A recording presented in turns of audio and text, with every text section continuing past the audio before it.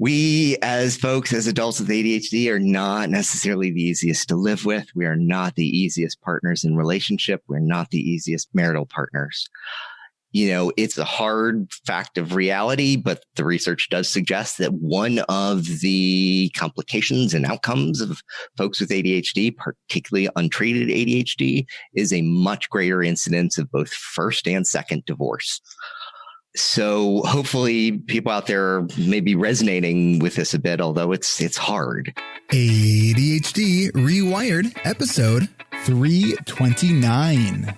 This is the podcast for those of us with really good intentions and a slightly wandering attention. I'm Eric Tivers. I'm a licensed clinical social worker by training and a coach by design. I'm your host and I have ADHD. ADHD Rewired is more than just a podcast. We are a community. We are wired for connection and you are not alone. Go to ADHDrewired.com to learn how you can join us in our free secret Facebook group. Get additional resources for every episode, including links to any resources we mention on today's show. You can support us on Patreon, sign up for our email newsletter. You can request podcast postcards to distribute to your clients and support groups. And you can learn all about our intensive online video-based coaching and accountability groups. You can do all of this at our website, ADHDrewired.com. We know that starting is the hardest part, so let's get started. Welcome back to another episode of ADHD Rewired. Today's guest is Jared DeFife. Jared is a clinical psychologist in Atlanta, Georgia. He has a private practice that specializes in men's mental health and therapy for adults with ADHD. Dr. Fife is a former clinical fellow of Harvard Medical School and has been a media expert for Psychology Today, Psychotherapy Networker, the Huffington Post, the BBC News, and many more. You can now add ADHD Rewired to that list. Yes, I can. His website is Jared DeFife, which is JaredDefife.com. And I'm sure all of your brains. DeFife. We got to get the rhythm going there to get it's perfect. And if your brain is kind of like me when I hear a bunch of string of letters, it just goes wah, wah, wah. The link will be in the show notes. And he also recently launched a YouTube channel for adults with ADHD, which is JaredDefife.com/YouTube. All right. So, we are going to be talking about one of the messier, complex, kind of twist yourself in knots aspects of having ADHD as an adult, and that's emotions in relationships. We're gonna just dive in and mingle it up today. All right. So for starters, you do have ADHD. Correct. All right. Give us the 2-minute, what's your ADHD story? Is there ever a 2-minute ADHD story? It's I don't want to belabor it and go really long, but it is a really long one. I was not recognized as having ADHD till late in life, even though I was treated on stimulant medications for some years, actually, for sleep problems, which had changed my life when I had started on that. It took me some years and some work, even in my clinical practice, to see other adults who are struggling with ADHD and going like, what is going on here? Their struggle is the same struggle as mine, and going like, and trying to figure all of this out. And I'm sure many folks out there have been on similar kind of paths about how long it has maybe taken as adults to get this recognized. So as you're working with your clients, you're probably feeling this is too relatable. Too relatable. And also a question of like, well, what's going on? Because they didn't teach us this in grad school, right? We didn't get courses in adult ADHD. Adult ADHD was not spoken. I did a graduate program focusing on adults. It was not something we needed to know for a licensure exam or studying, things like that. And the pervasiveness and the missed education and knowledge of that has always really driven me to be as passionate about talking about this as much as I do. So when did you have that sort of aha moment of, wait a minute, this is what ADHD is, or was it more of a gradual peeling back and discovery?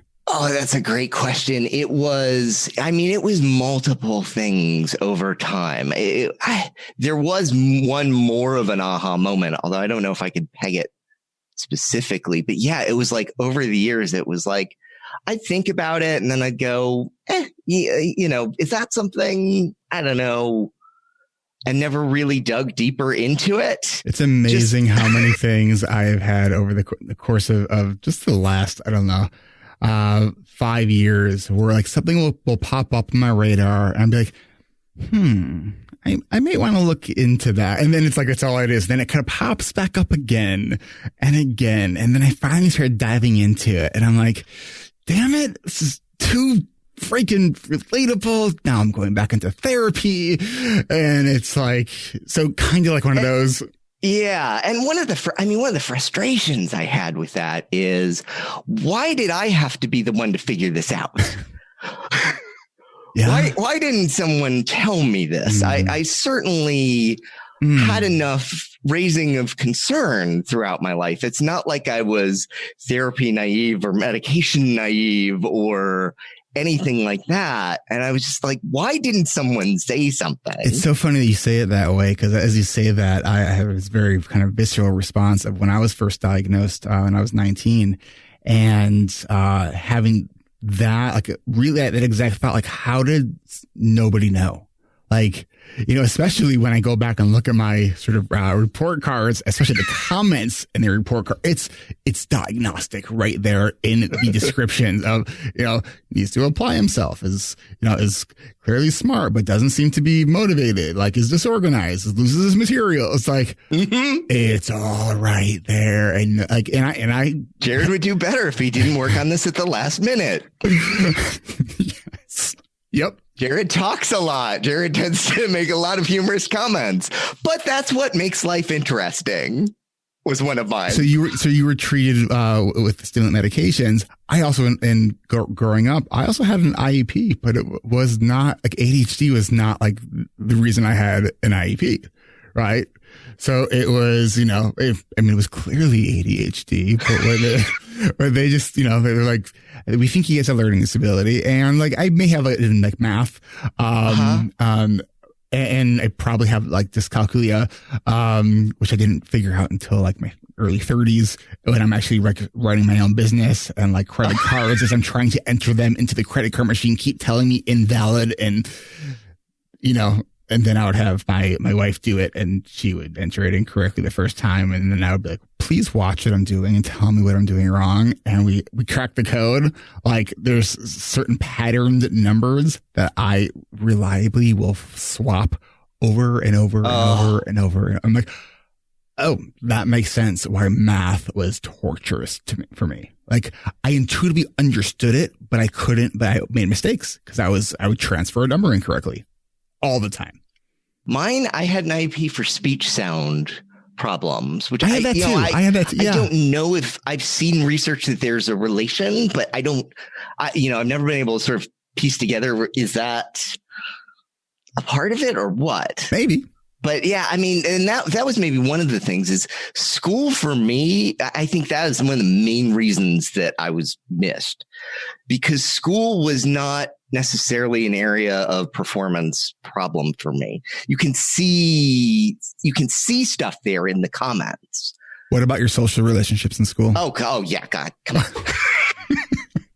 That's what we're going to talk about today, I imagine. Yes. And from an earlier age of where I would I look back and go like, those kind of feelings were too big for like a sixth grader, man. Like there's this feeling that something was bigger than is usual. So you felt everything just gosh, yes. Hugely. Sensitive. Always heard the too sensitive, too much, tone it down, too, so many of the folks I work with will say, I have ADD, not the H, because there's such a misunderstanding of what the H is and that sense of restlessness. And so I didn't have this sort of physical rambunctiousness that people I think typically associate, but I did have the restlessness and that constant sense of, I'm trying to very silently play with my little fidget. You're doing a good job being quiet with it. Yes, I'm trying very hard. My wife's like, that is like nails on a chalkboard. So hopefully you all can hear that. No, it's and people know that I am like I have the curse of like hearing like a dog, which is great for audio editing and a pain for every other situation. So we're good. So I don't hear it. Good. Okay. Good. You let me know. But yeah, I had that running sense of always moving, talking, fidgeting, that low boredom, low frustration tolerance. I get frustrated. I remember as a kid, this is a stupid story. It's not proud. I hope my parents aren't listening, but I remember like just snapping a 5-wood on the golf course as a kid. Just the frustration of that, which, I don't know how much is typical, or I mean, obviously kids get frustrated and get mad, but I felt that stuff like really badly. It was just like sort of some stuff that should like quickly bubbled up in you and it was flash. It was quick. How do you kind of deal with that now? Meds help. I mean, to be honest, let's be straightforward. I think meds are a huge component of when I started taking. So some of my story about how I got in this path was I was doing a clinical fellowship in Boston in 2007, 2008. And I had such problems with wakefulness and alertness during my clinical work that I was ready to give up. I was ready to quit this profession in terms of doing therapy because I couldn't stay awake. And this is a line of things in my family around wakefulness and hypersomnia. And, look, you're going to need some brain genetic scientist to figure out whether this is some brand of narcolepsy or ADHD or they're the same thing. The research shows they overlap so heavily. But practically the same thing shows up. So this runs through my family. And that's when I first got, going to a sleep doctor and say, what's going on here? Do I have sleep apnea? Why can't I stay awake? Why am I why is sleep intruding on my sessions? And that's not good for your therapist when you're, pouring her heart out and being like, you wake over there, doc. And people would put it as a situational thing, like, oh, did you get enough sleep last night? Or did you drink enough coffee this morning? But it was pervasive. Yeah.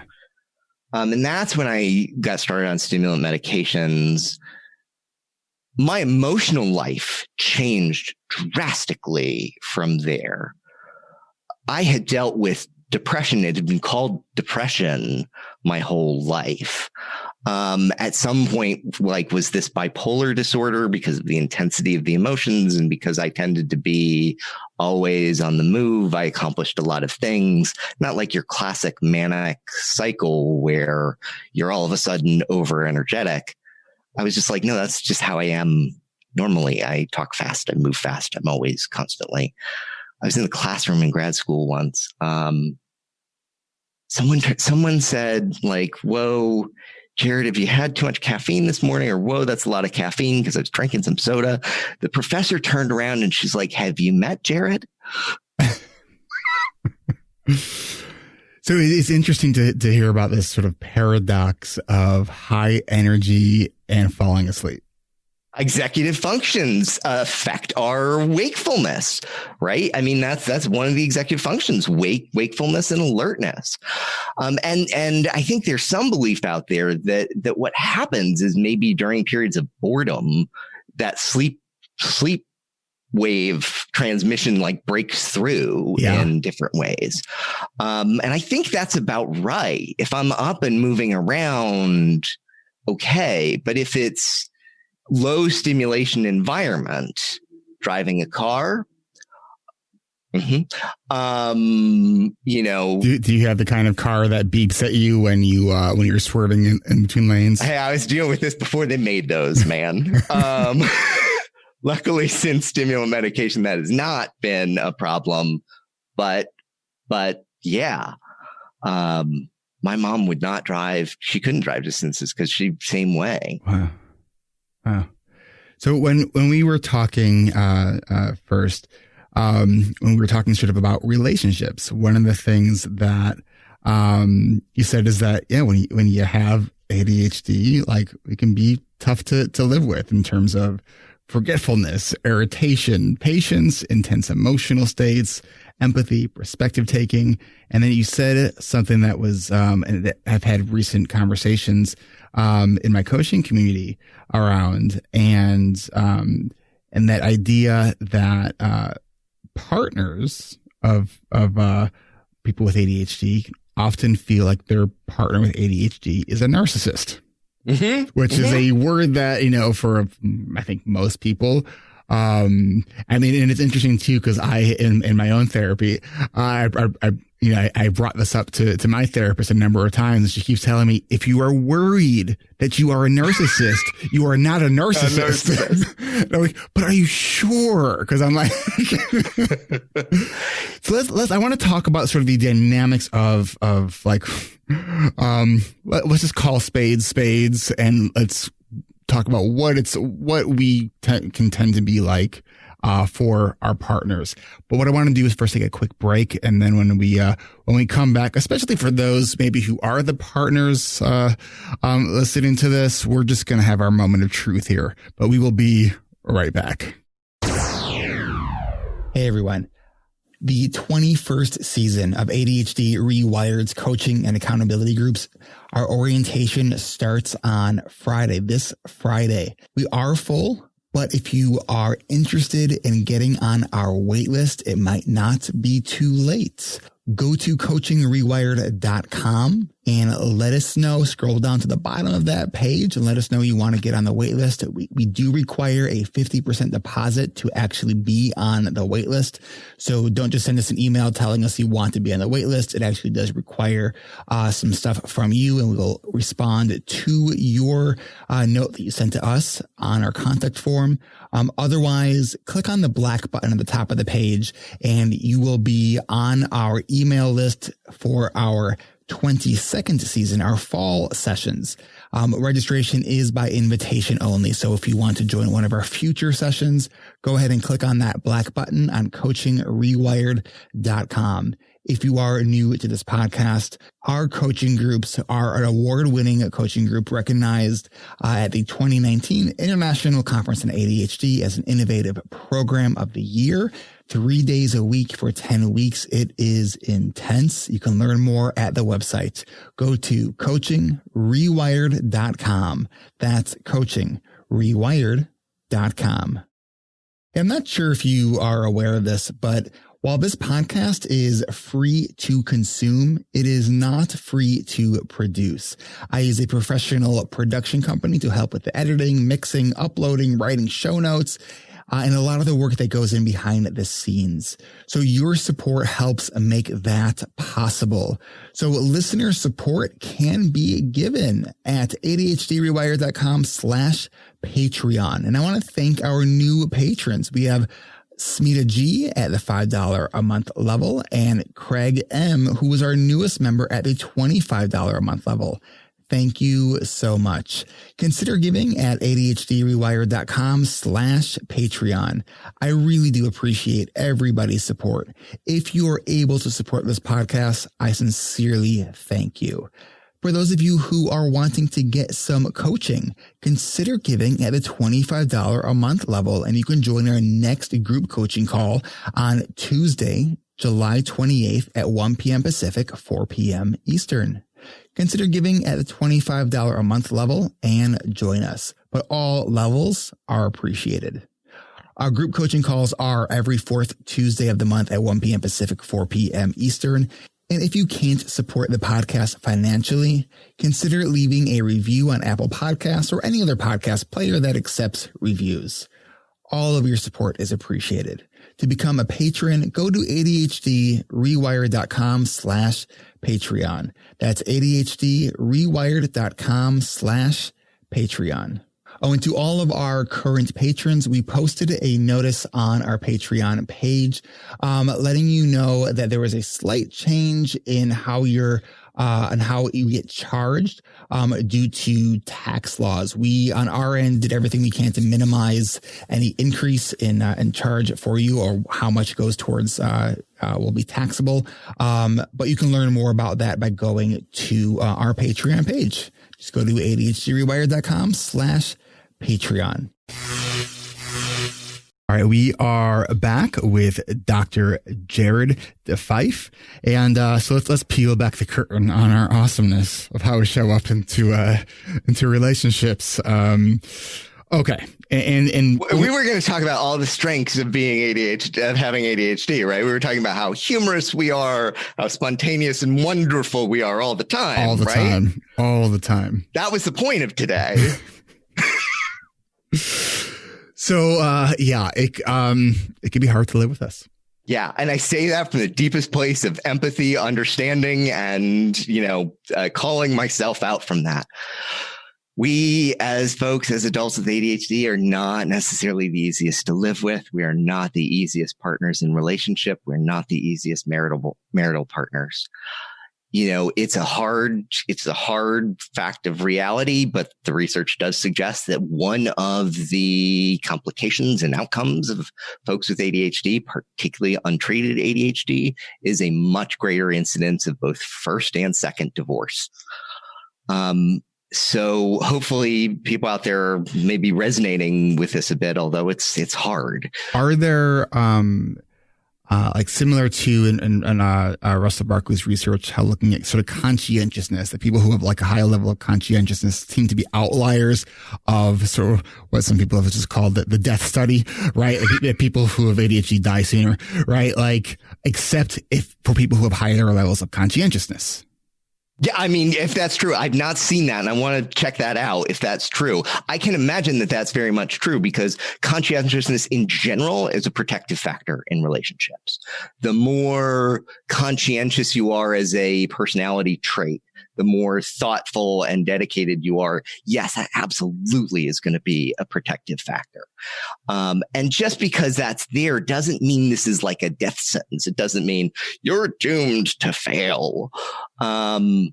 But it is one thing to be aware of. And I think it is one thing to be aware of, particularly around, and we'll get to this, I think, talking about the work that I do, because I started out in practice with a lot of folks who did not self-identify as having ADHD. That's not why they came to me in the first place. So I got an interesting set of dynamics from that,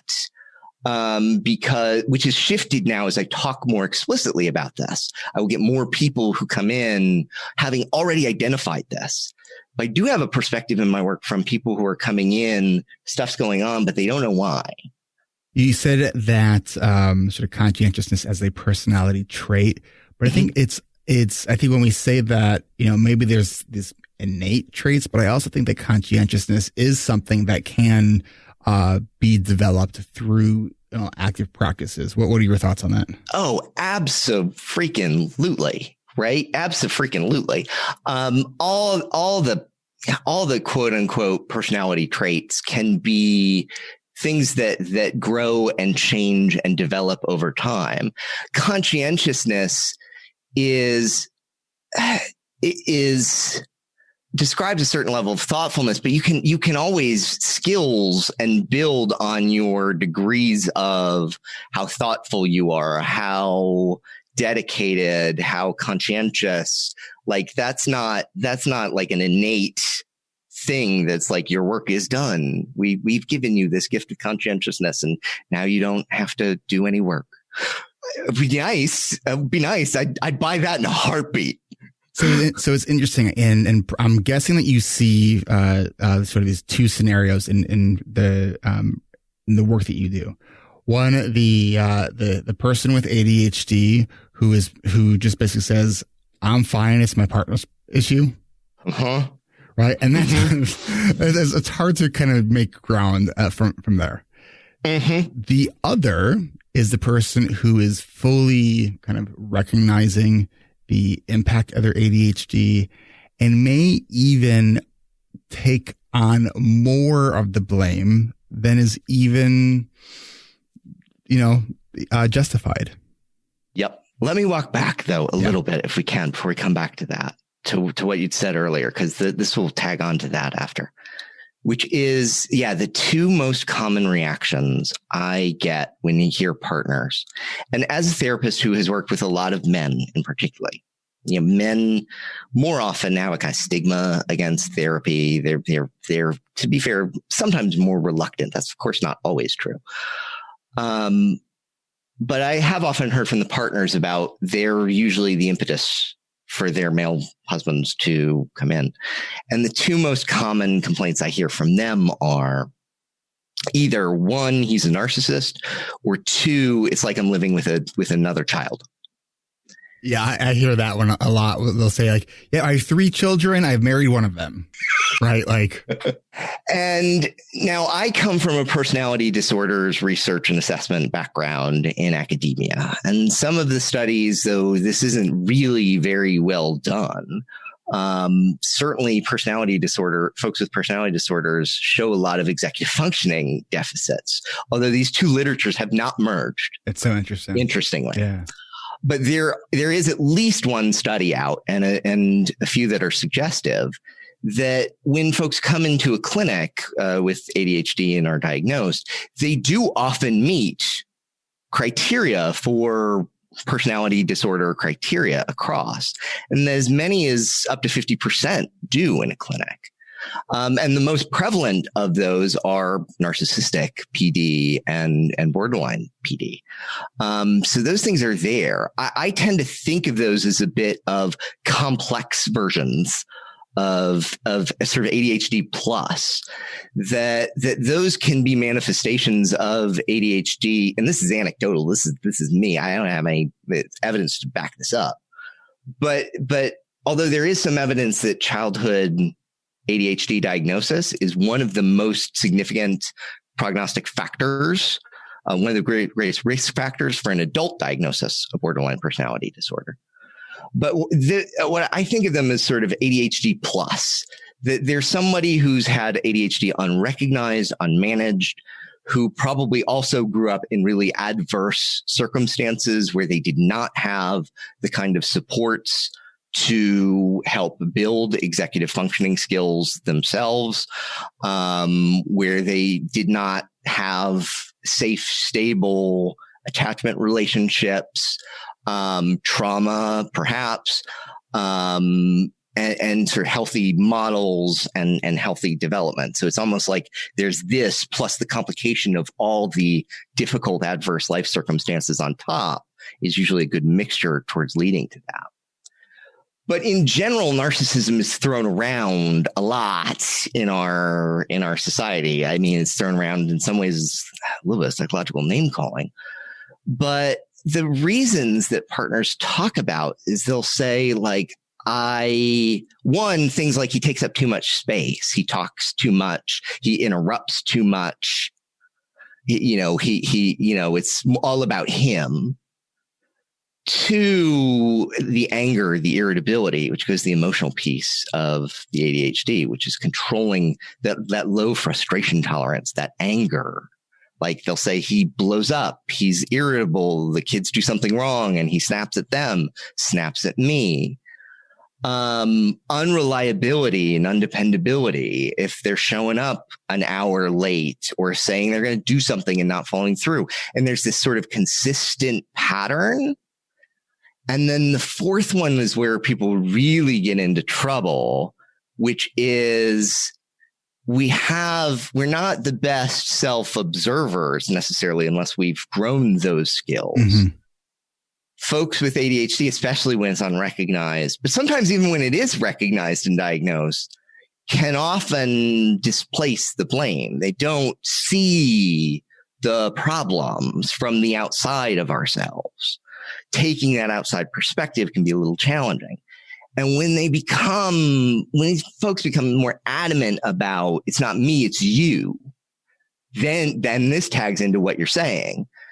This is a really bad prognostic sign when someone comes in with either undiagnosed or we say, hey, it's ADHD, and they come in and say, so I don't believe that, or they give a cursory, yeah, I mean, they say I'm a little bit like that, but it's not really as bad as one would think. And they're the problem. My partner's the problem. My spouse is the problem. If they only listened to me more, if they only connected with me more, if they're the ones who are unreliable and it's them, we're in deep, I don't know. I'm probably not allowed to curse. No, we're in deep Absolutely. trouble waters. Deep shit. All right. We're in deep shit. Yeah.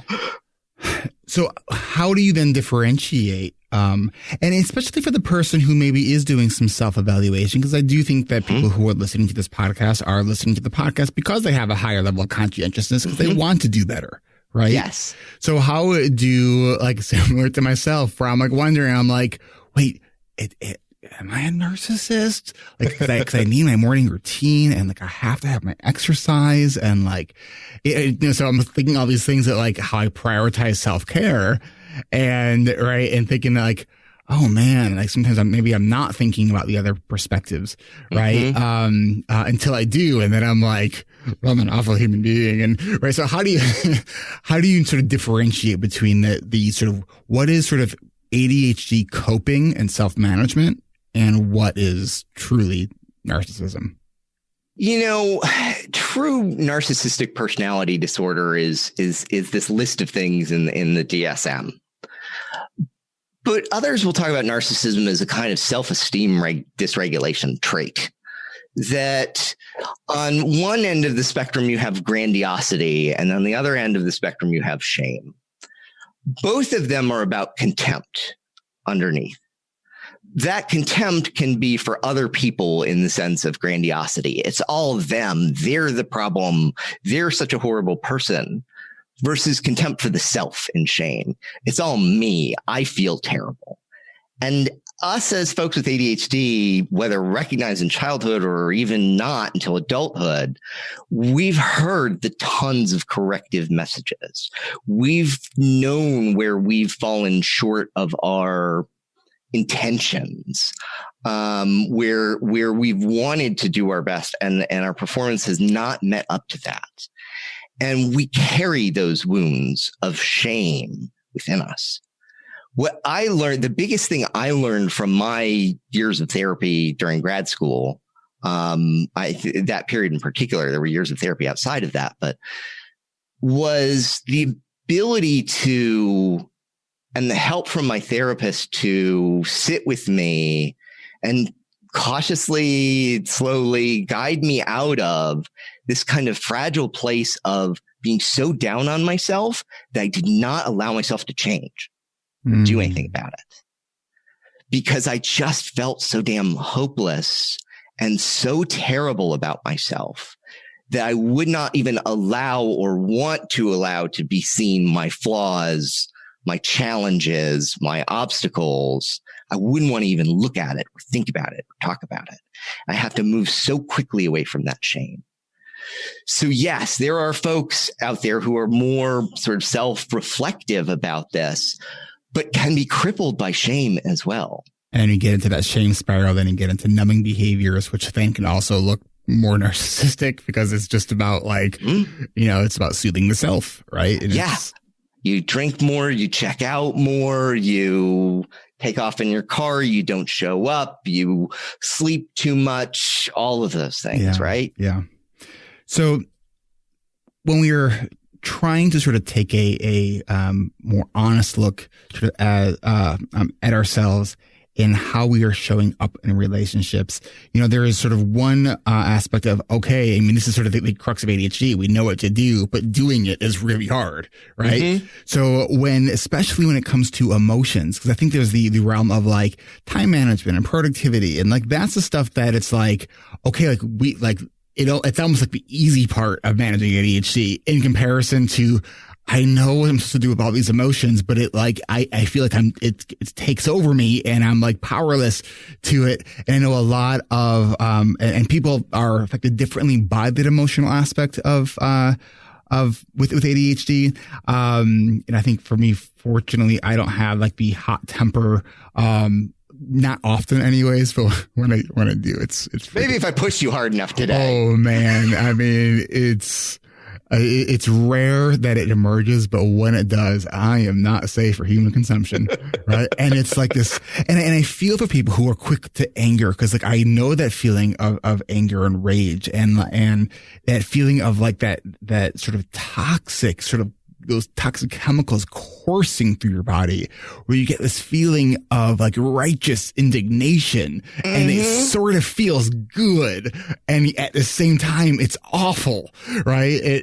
So what I want to do is leave you with that feeling for a moment. Let's take a quick break, as we all kind of take a breath as we're all like feeling that empathetically. And when we come back, I want to talk about how, especially when we are in the moment, how do we navigate those situations when the emotions become like a tidal wave, knocking down everything in its path. So we will be right back. Don't forget to check out Hacking Your ADHD with Will Curb this week and every Monday. This week, his episode is A Nudge in the Right Direction. Go check out his latest episode. I'll tell you, I got a little bit behind on Will's episodes, and I just binged a bunch of them yesterday, and I was really just kind of floored on how good they all are. These are shorter episodes. They're about 15 minutes each. He scripts them, so it's kind of like an audio blog. They're kind of funny. They're poignant. They are to the point. Have tons of useful, practical strategies, and they're really relatable. So go check them out. Subscribe to these short, mindful ways that you can hack your ADHD. Go to hackingYourADHD.com for show notes and to subscribe. And every Friday, check out ADHD Essentials with Brendan Mahan. At ADHD Essentials, they help families develop the skills and knowledge needed to better manage ADHD. You can go to ADHDessentials.com to learn more.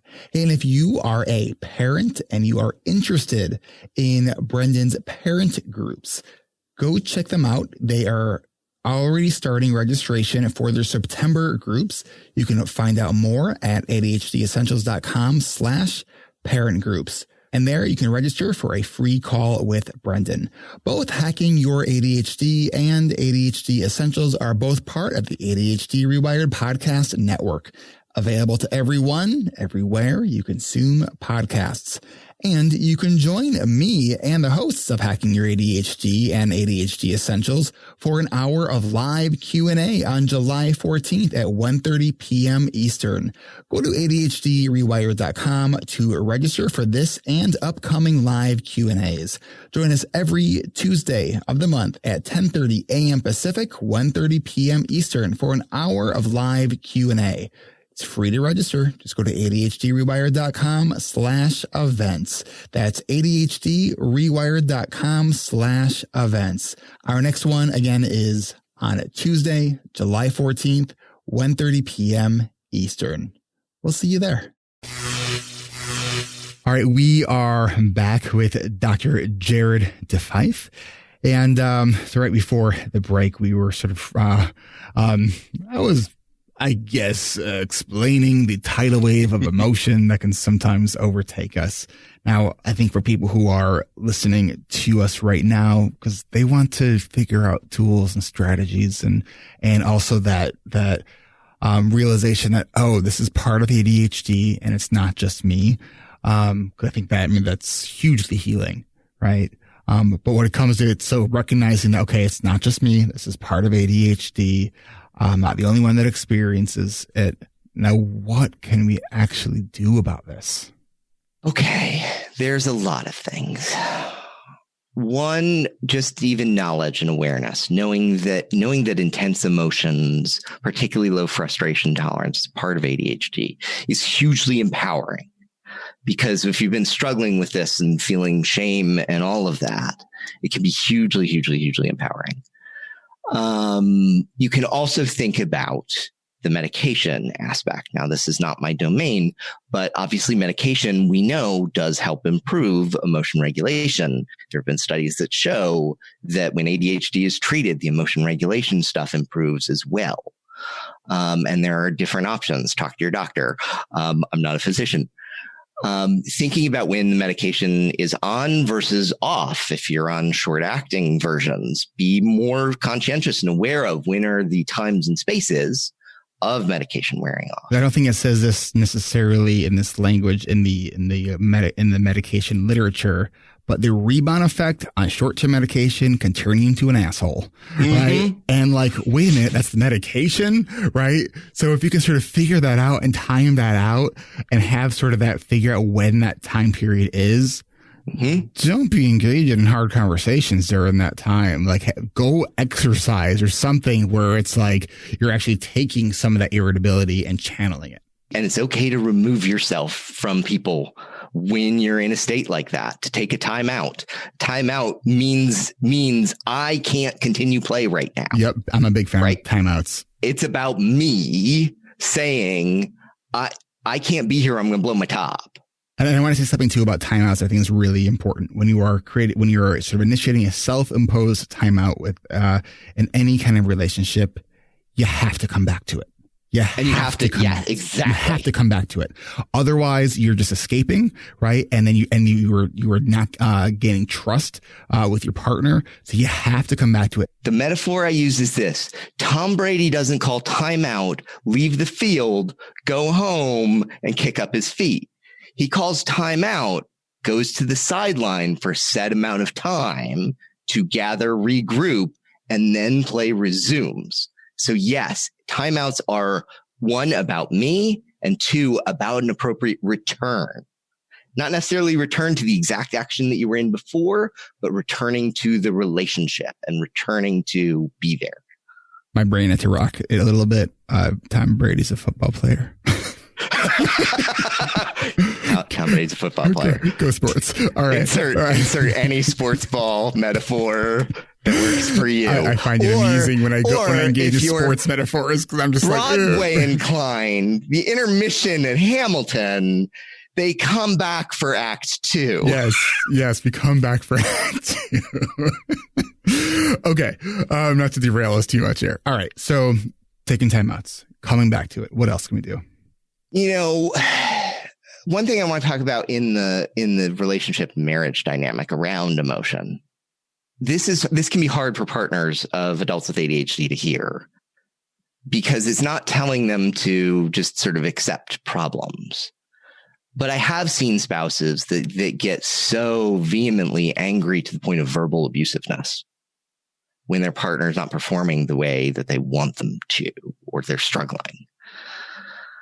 Having that mutual shared understanding of ADHD and what it affects both in terms of performance, the cognitive stuff, the organizing stuff, but having an understanding of how it affects emotions is really important. Having a partner that knows, Jared's running to the red line, right? I'm going to step back. You do you. Come back when you're right. Helps. Checking in with each other about where one's at, and in yourself, where you're at in that emotional tank top off.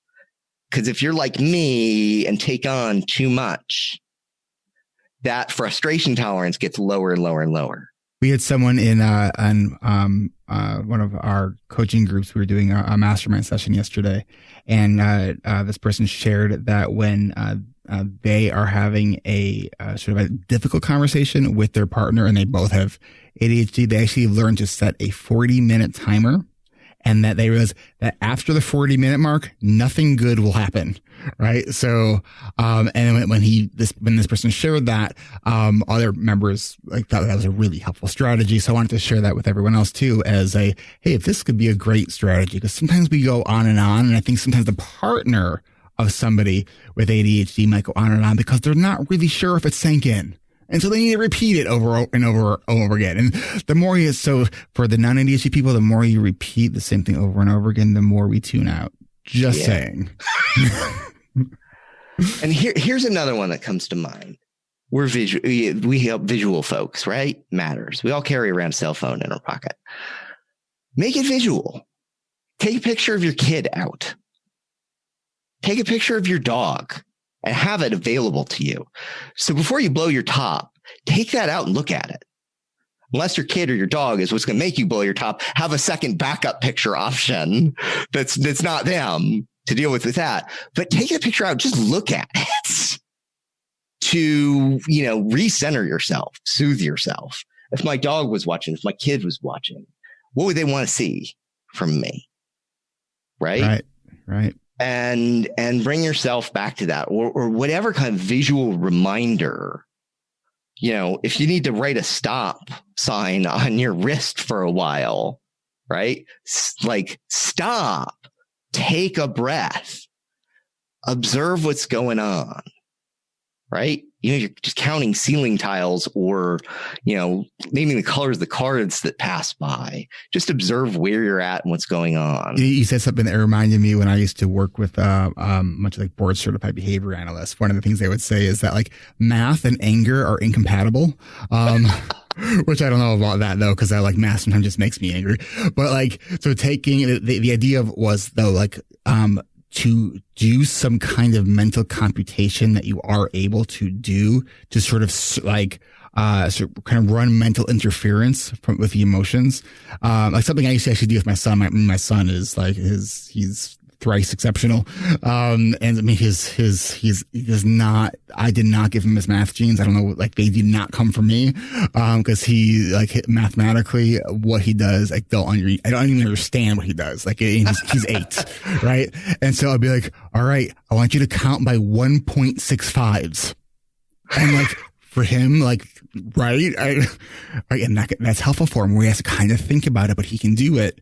Right. So it's not just like 1, 2, 3, fuck you. Like, right. It's like, wait, once I have to borrow the 5. Do something. Yeah. Do something challenging. Do something mentally difficult. Right. But that window of time to be able to like utilize those tools, those strategies, it's short. Yes, it is. It is. And we're not perfect. Mess ups are going to happen. What you don't want to do is make your mess ups physical.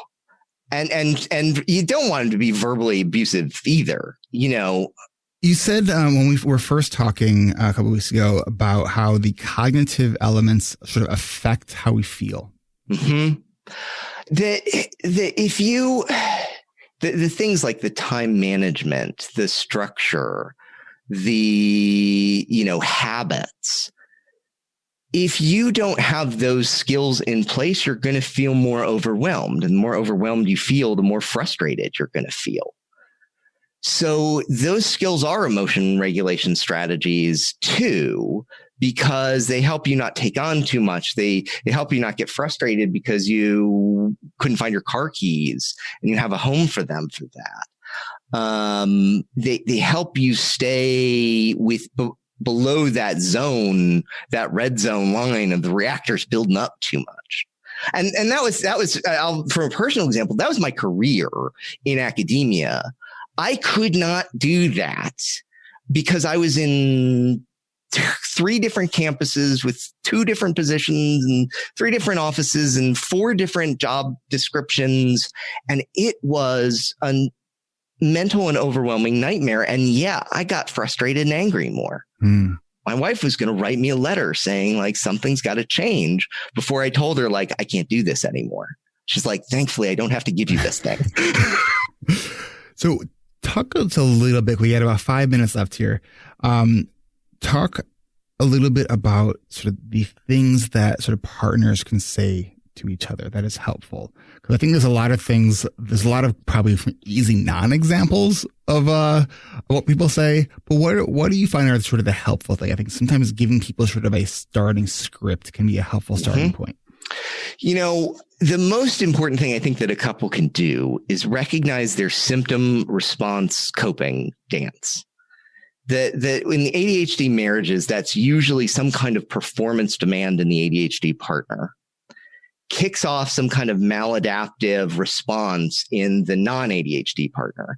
Either they think to themselves, my husband is such a, unthoughtful child that I can't stand. And he clearly doesn't care about me at all, which then leads the ADHD partner to cope by either retreating or fighting back. So recognizing that dance and that pattern really matters. The partner with ADHD can learn to remind themselves like, okay, how important it is to listen. Because I know we don't know the effects that our ADHD has on our relationships. We underestimate that all the time.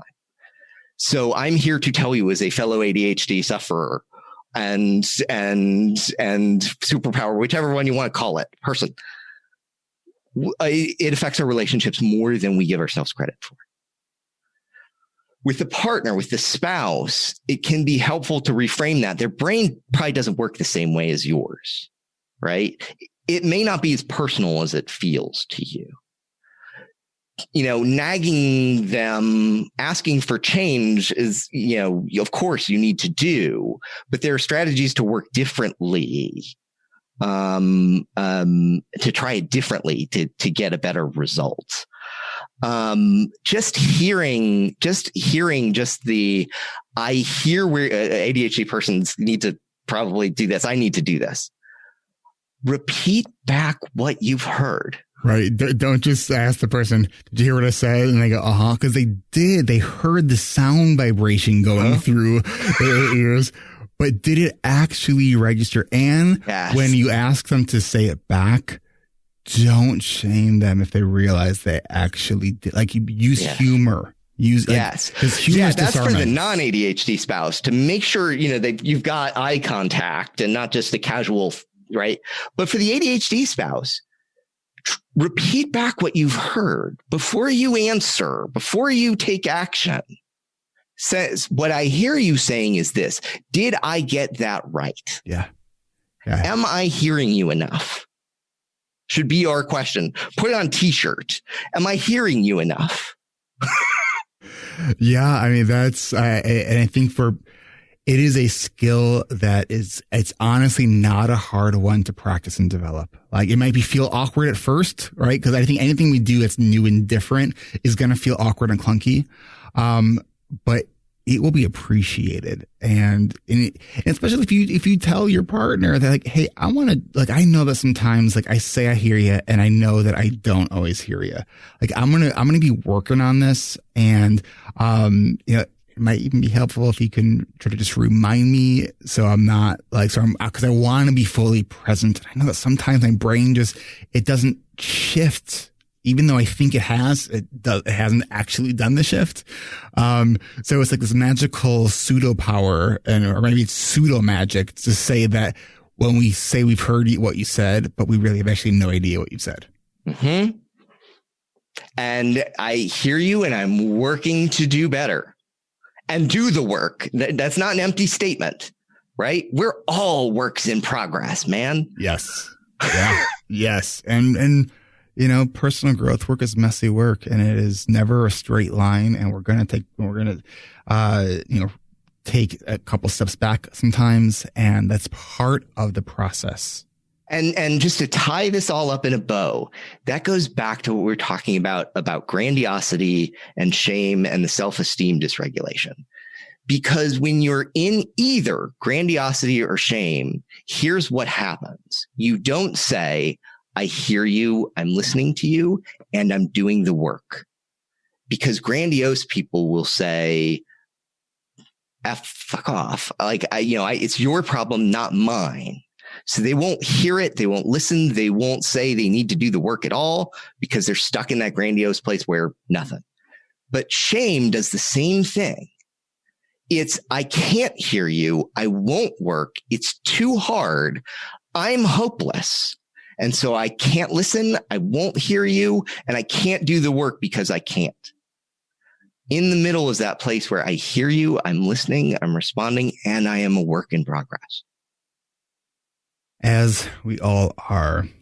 Dr. Jared DeFife, thank you so much for talking with me and with our listeners here, talking about emotions in relationships. One of the messiest topics I think that we can talk about here on the podcast. Where can people learn more about you and just share any final thoughts?